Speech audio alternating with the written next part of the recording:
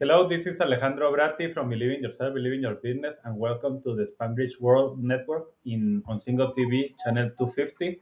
Please remember to download a Single TV app on the respective app stores on iOS and Android devices. While you download, please make sure you rate and leave a comment. The app is free. Single TV is available on Google Chromecast, Amazon Fire TV sticks, Roku, and all smart TVs.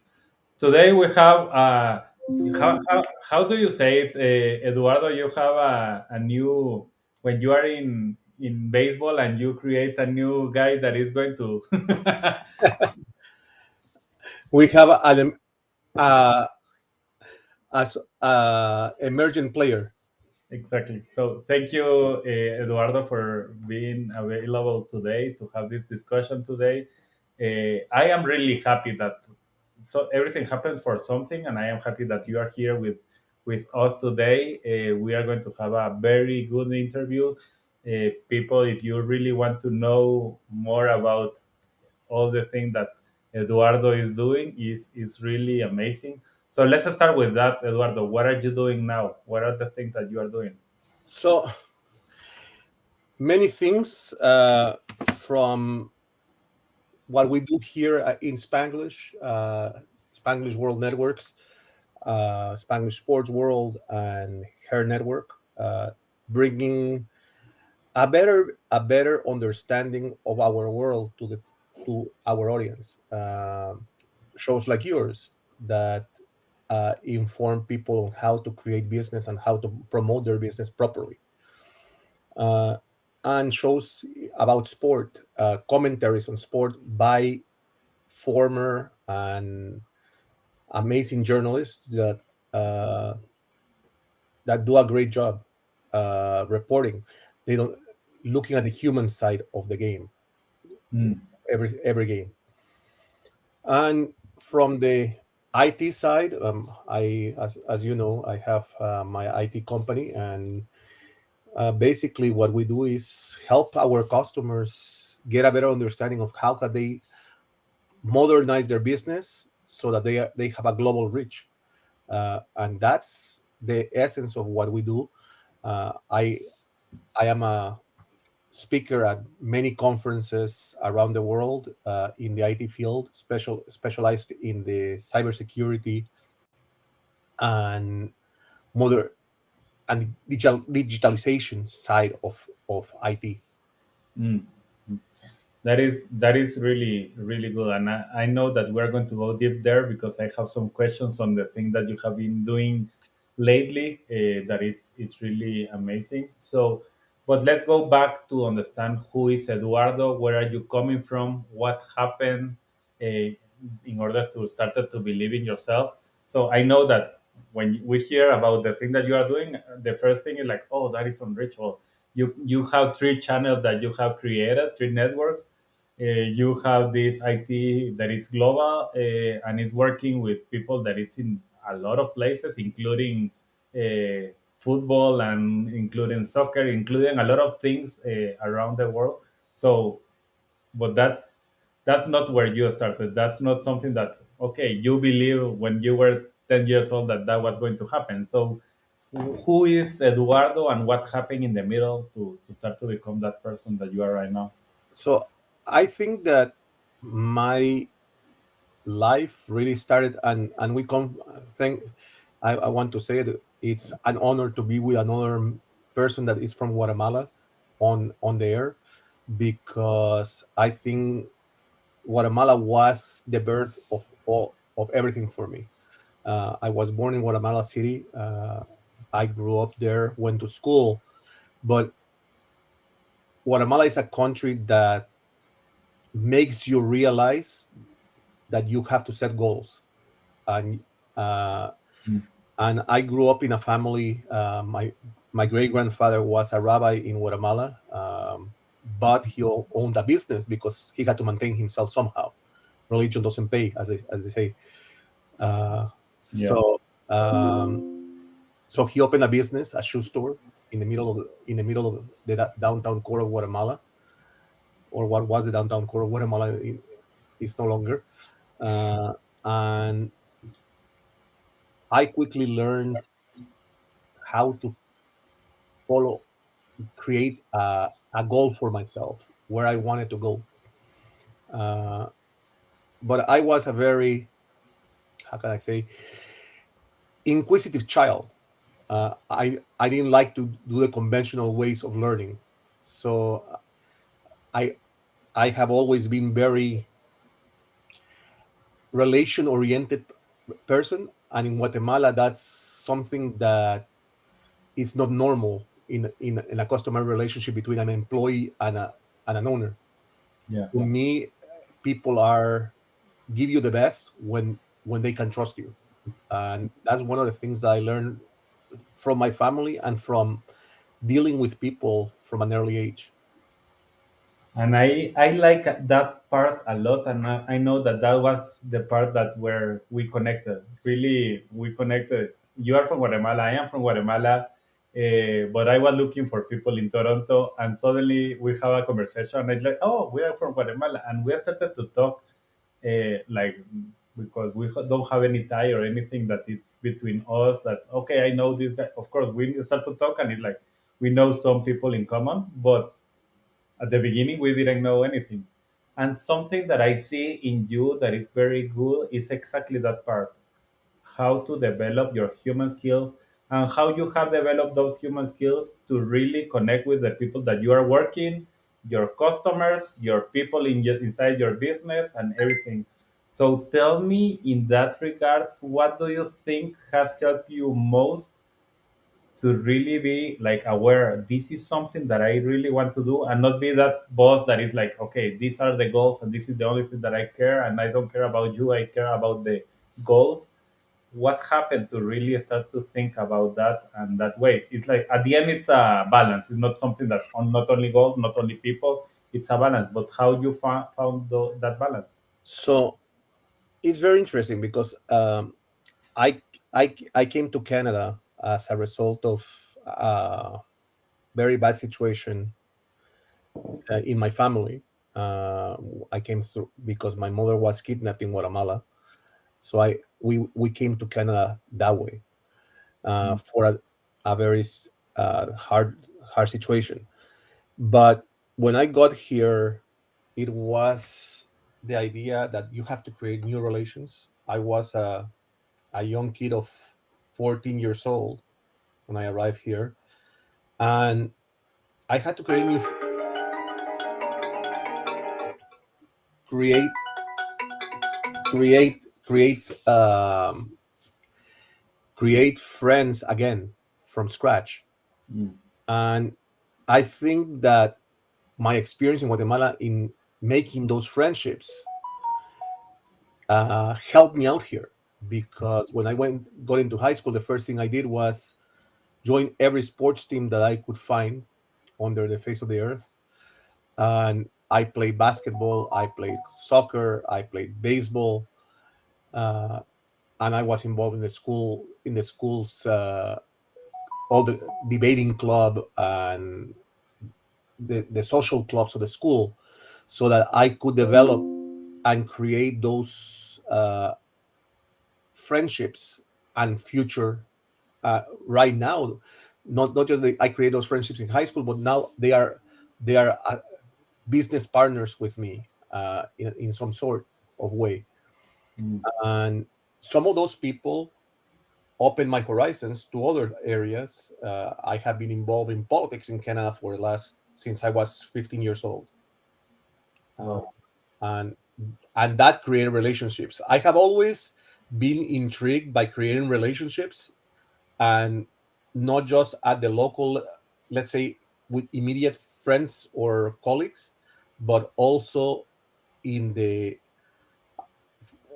my intuition always said get involved with government or with con- the consulars or the embassies of the countries to learn more about what's out there.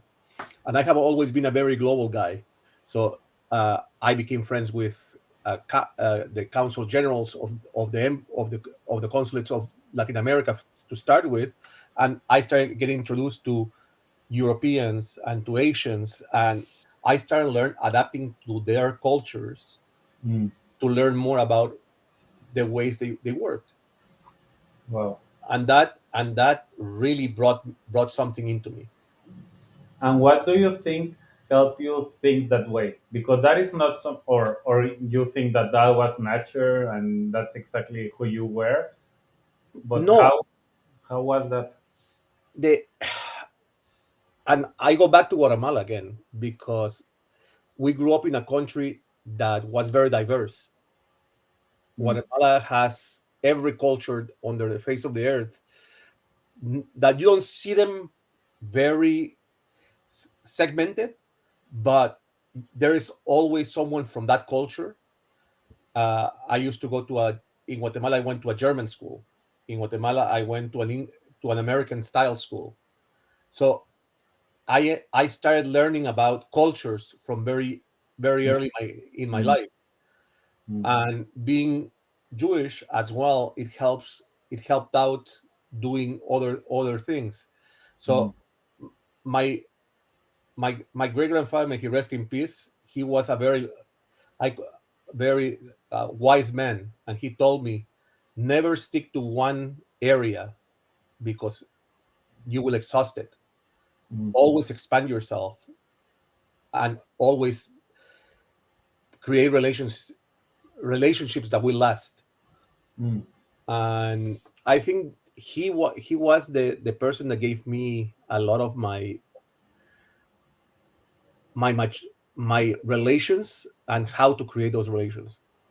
Wow, that is really cool because it's so important, and I like that because I have my little kids going to a school that is also culturally learning German and other stuff, and it's like you can see that when you start to open your eyes that the world is one and you can be everywhere and you can be having this discussion with people from around the world, so suddenly it's like wow, this is something that we can be doing. So i I like a lot that part and how you started since a kid. Suddenly that's natural for you always. So in regards of the trauma that you needed to go when you needed to move at 14 years old, like you have your own life, you are in Guatemala having your life, you have your friends, you have your area of comfort. How do you, when you moved to that to Toronto, how was that process of really It, like okay, I have to understand now, I have to grow, I have to connect with new people? How was that yeah, process? and it was tough because it was my mom, my brother, who was at the time 4 years old, Mm. and myself. And the assimilation process in North America is a different lifestyle. They are not very accustomed to get involved with people, and especially in the 1980s when we arrived in Canada. It was people looked at you like, "Are you talking to me? Uh, why are you talking to me? I didn't ask. I didn't speak to you." And to me, didn't feel natural. And I always, you know, I would come home and say, "Oh, you know what? The kids in the school don't seem to want to get become my friends." Mm. It wasn't that I had changed, but that I didn't understand the way things work. Once I started socializing through sport, or socializing through different activities in the school, then it became then they started to accept me. And especially when I got into debating, because in the when you start in a debating club and start talking about global issues with people that don't understand the regions of the world, Mm. and they start listening to my experiences coming from Latin America, and we are debating about, should ONGs receive more subsidies from governments in the first world.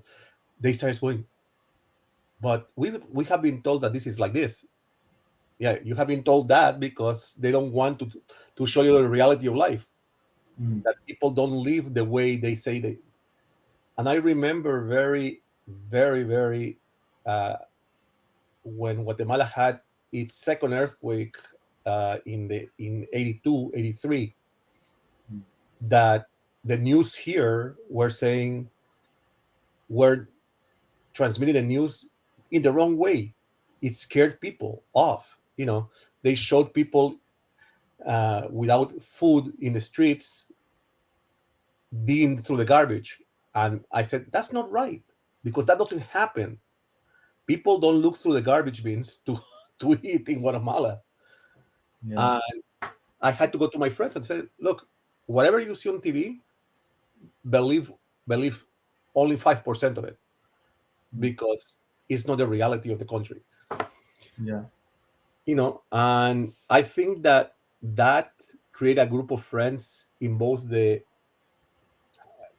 scholastic way and in the sports way, and it gave me two different worlds to deal with. And I am going to stop you here quickly because I want to emphasize that part that you are saying right now. For example, when I and I am going to give you an example even from myself. I have two little kids. One is 4 years old and the other one is 2 years old.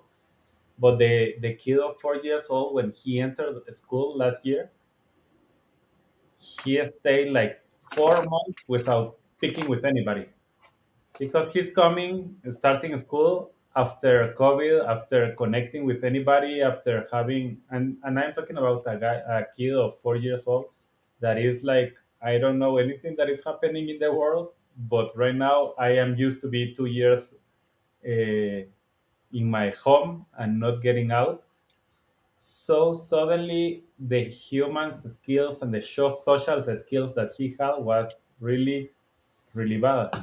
So what we are saying right now is like how you started to connect is like, okay, I didn't understand how to connect to that world. It's completely different from what I knew in Guatemala. And I see the same thing in my little kid. It was happening the same thing. Like he couldn't connect, he couldn't talk with anybody, and he was like, okay, I'm going to stay here.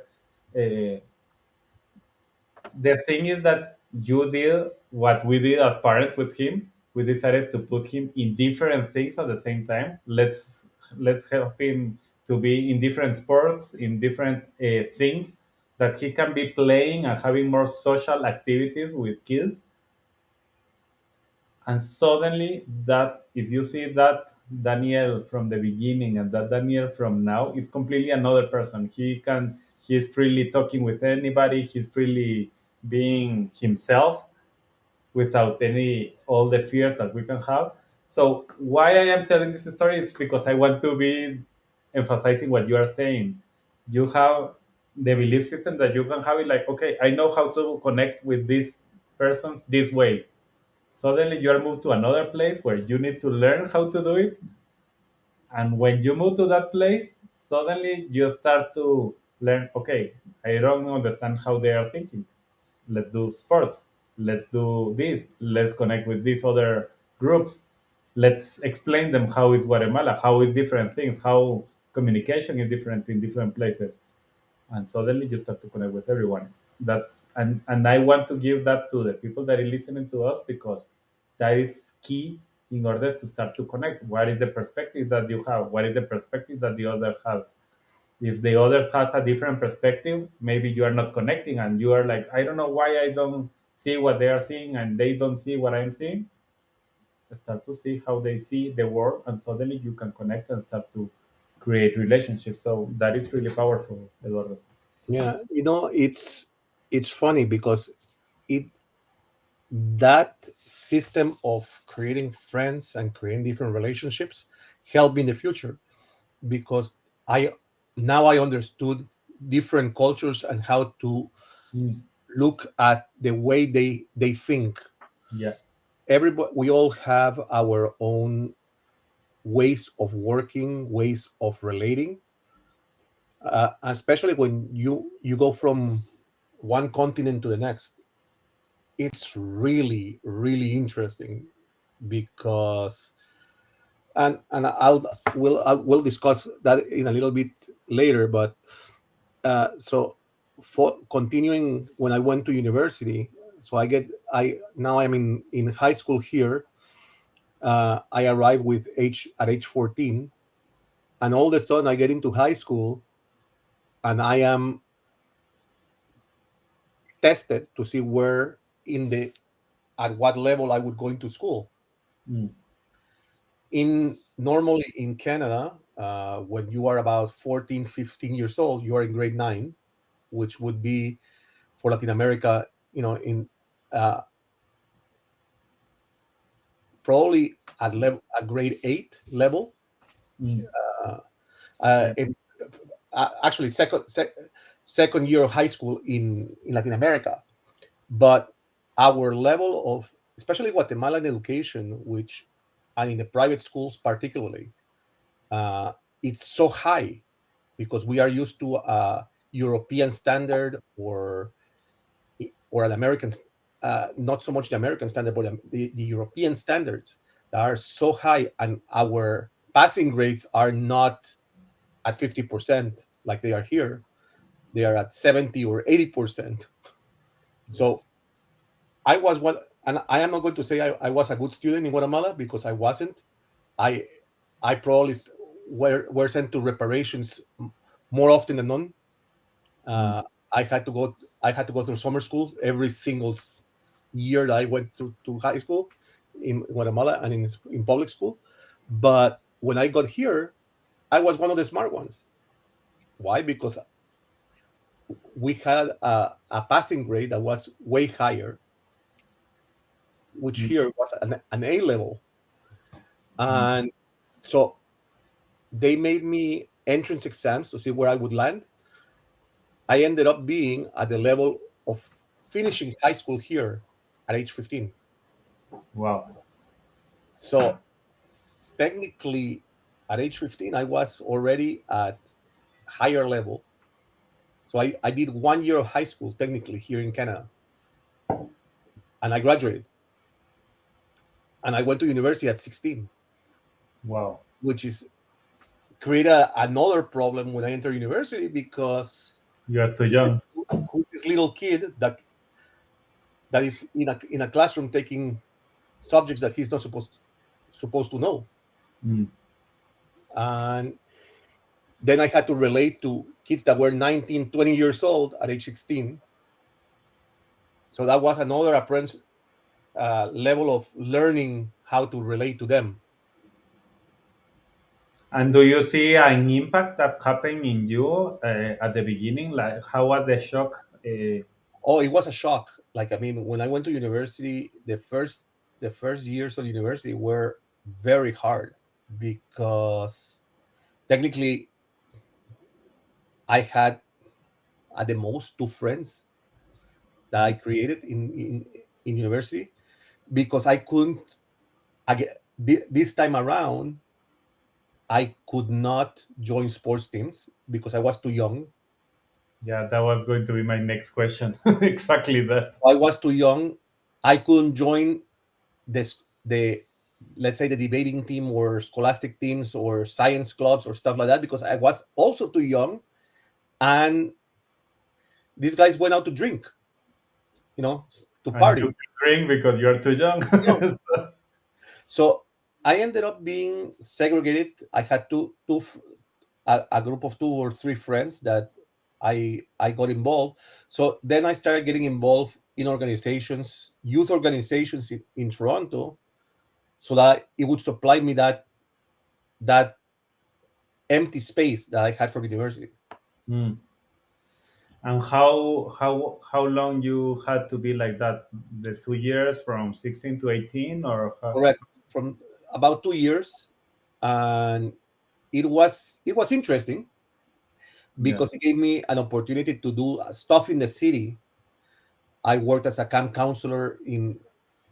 I was at 16 working as a camp counselor for kids in the rural areas of the city, and I started engaging with communities that I would never have access to. Mm. Uh, otherwise. And why was that? How you started to do that? I applied for a job with the city of Toronto as a Mm, camp counselor, and basically they allowed me. I was in the Parks and Recreation department. I was a lifeguard at a pool. Then they in midsummer they changed me and they said, you know what, we want you to expand yourself, and we're going to put you as a camp counselor in to do a lot of activities with the kids, not mm, just not just the swimming side.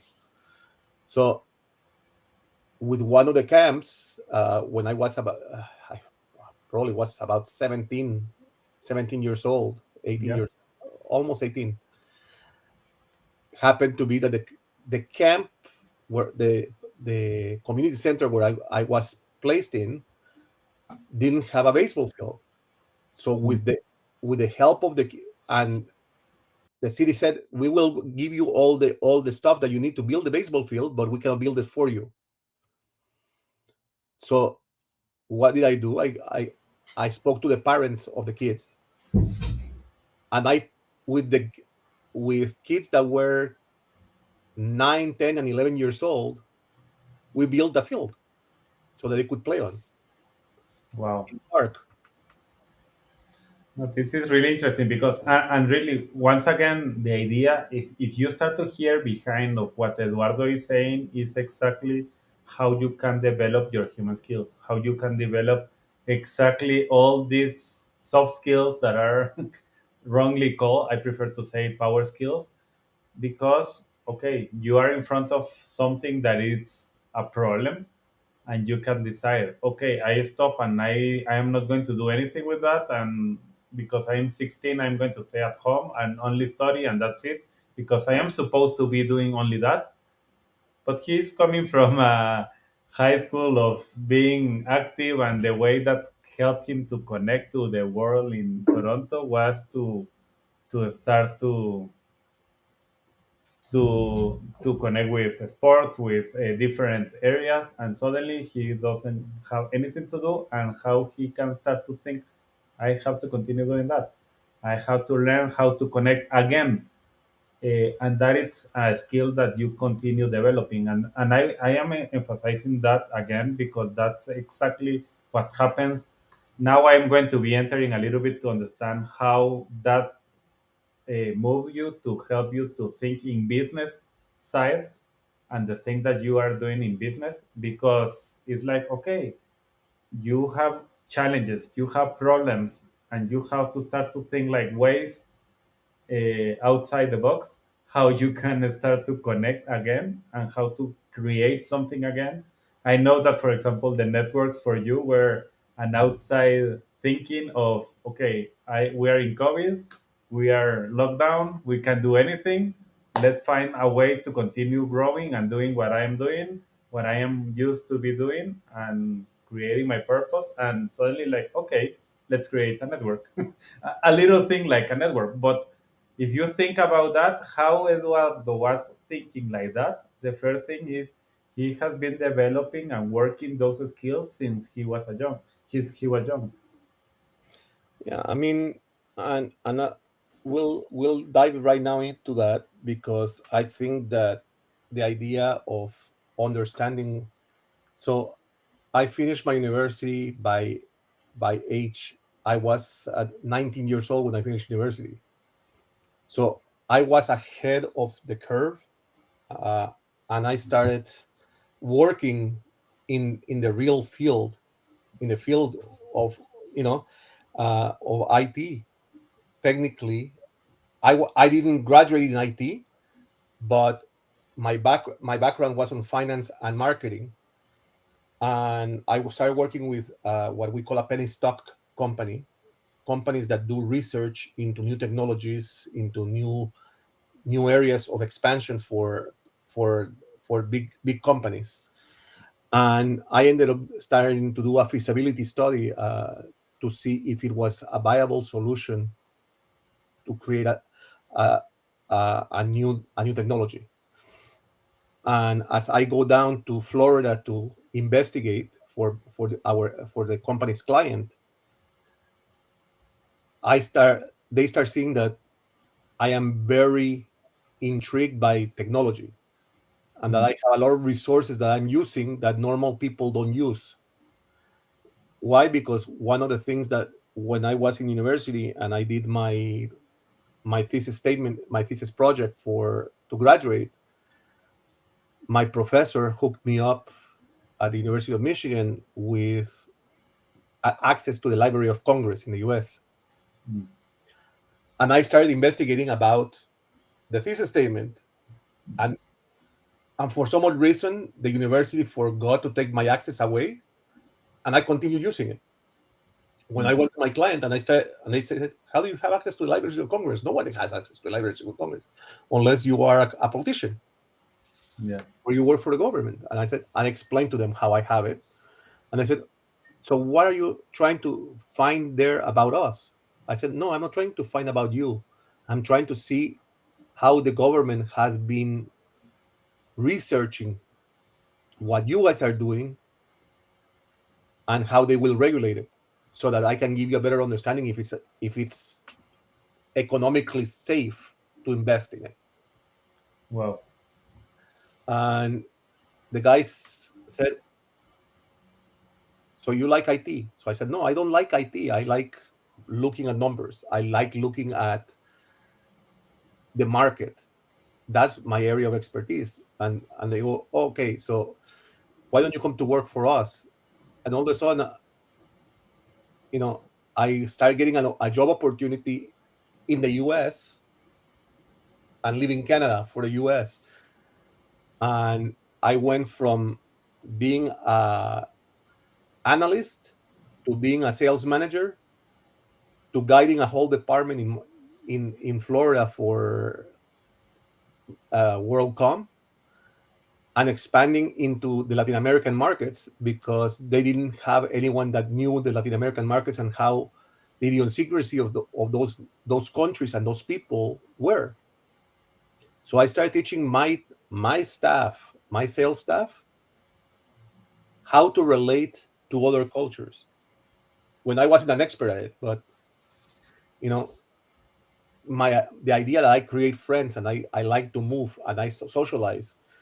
I told them what you have to, and I always said this to anybody that works with me or anyone that asks me, that the main rule in sales, and I don't call it sales, I call it relationship building because Yeah. that's what sales are, is understanding and gaining the the trust of who you're talking to. Don't talk about the product because the product sells itself. Talk about you, talk about them, understand them, where they are coming from. And Mm. that's how you build a proper market. And that is, it's like we were planning about this, Eduardo, because tomorrow we are having an event. It's a workshop that we are going to be doing, and it's incredible because that workshop is exactly about that, how to create clients. And it's not about how to sell, how to do a lead generation, how to uh, sell your products. It's about how to create clients. And the first thing that you need to know is you need to create relationships. It's not about selling to them, it's about creating a relationship. And that's exactly what you are talking. And so I am like, wow, this is incredible. You are talking about the same thing. Is what are the secrets? And don't start to be thinking about, okay, I have to sell, and suddenly you can sell because you are blocked because of that. But if you start to think like how I can start to create a relationships and create that, everything changes. So that's what you are talking, and I am really amazed about that because we didn't plan about this today. No, I mean, and I'll give you a clear example. When I was working with AT&T in the US, they said they asked me if I wanted to go to Qatar because there was a project in Qatar that they wanted to deal with. They had to deal with, and I said, "Look, I don't think it's the proper place for me to go to considering that uh, it's a Muslim country to start with. Nothing against the Muslim community. I have friends in the Muslim community all over the place, but at that time in the 90s, it was a very rough relationship between Jews and Muslims. So Yeah. for a Jewish guy to go into Qatar, a country that was very much out there, saying uh, that they, we weren't liked. It wasn't safe. So my boss said, "Look, go. If you find that you are having a hard time, come back. There is no problem." And I went. I went with an open mind. Mm. We were working directly for the Emir of Qatar at that time, and it was funny because he wanted to meet the guy that came from the AT&T in the US to guide his projects, to understand the background of what they wanted to build. And he invites me to dinner, and he looks at me and he goes, "You are Arabic?" I said, "I have a background from the Arabic community, yes." He looks at my name and my last name, and he goes, "But there's a lot of Hararis around here." And I said, "Yes, most there has to be. We are a big family."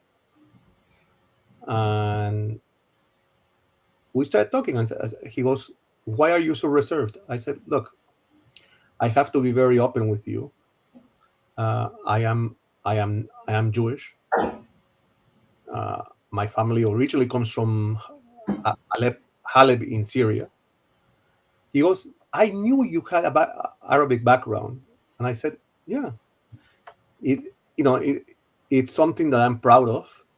The idea that I come from a family that comes from the Middle East and that survived through the Middle East in many through many turmoils." And we started talking about now we started talking about religion with the Emir, and him giving me I said, "Look, I have a philosophy in life, is that we are we come from the same patriarch, and that's Abraham. Whether you come The from Arabic or the Jewish at the your end. side, we are the same. We are cousins." And I don't disrespect have your beliefs. We have our beliefs, and I think we can get to a middle point. And if you and me can talk, anybody can talk. And he started asking me about my background and everything. The next time that they had a project, when they called AT&T, they said, "Send me a Jewish guy."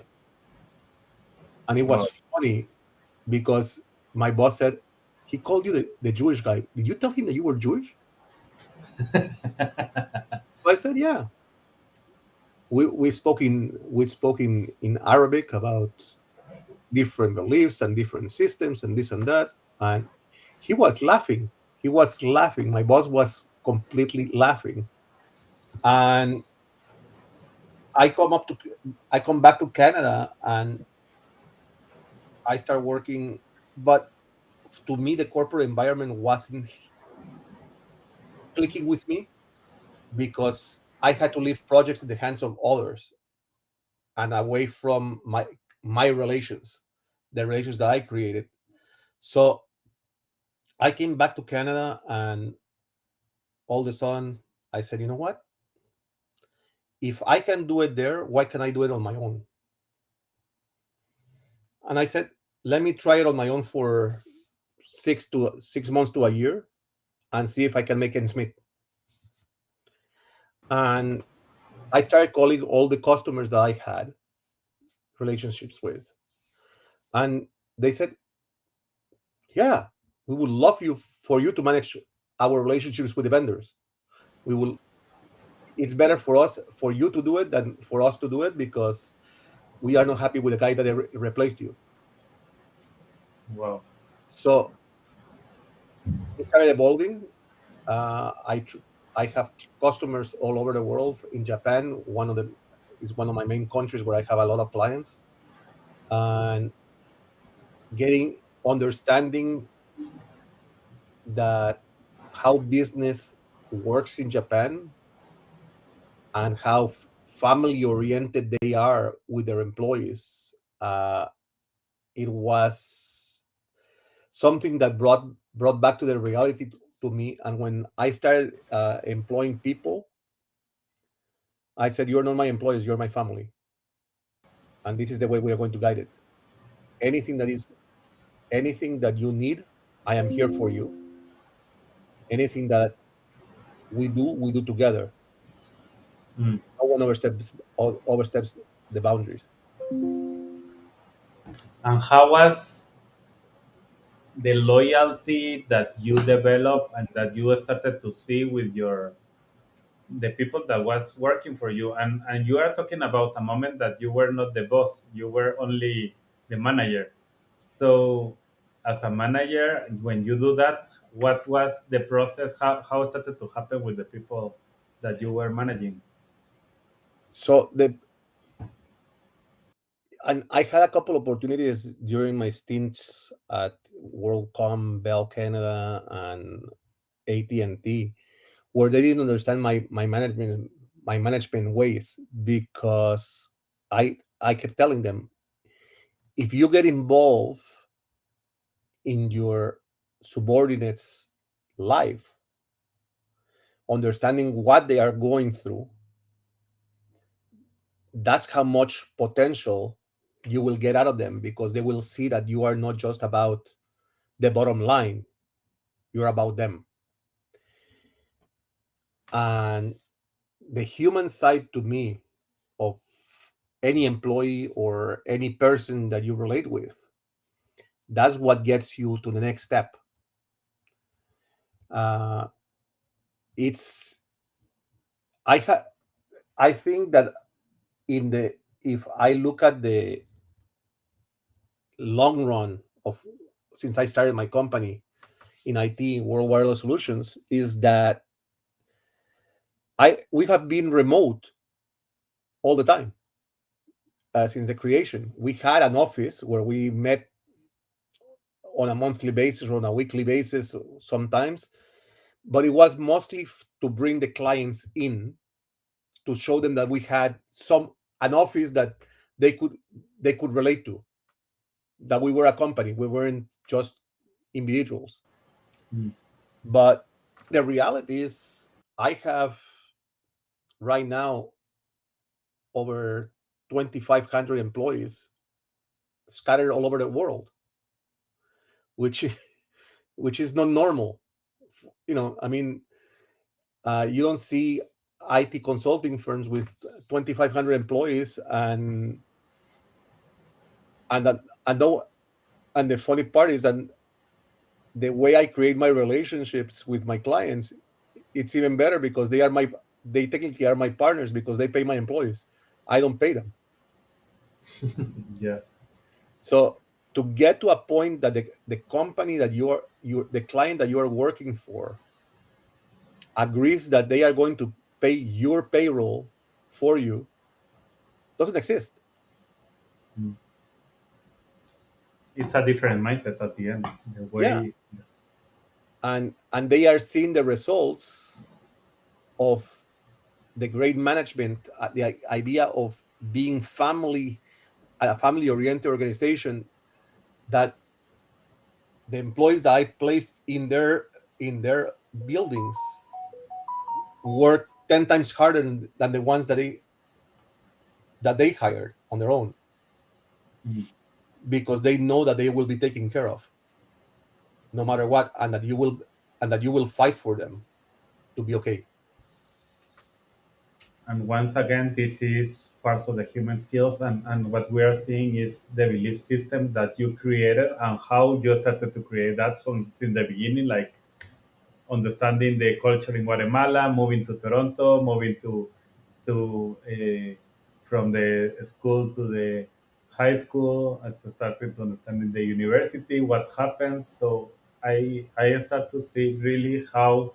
that process started to create in your mind, like that all those beliefs to really create this global company that you are leading right now, that is helping even customers start to see that, like how they can connect.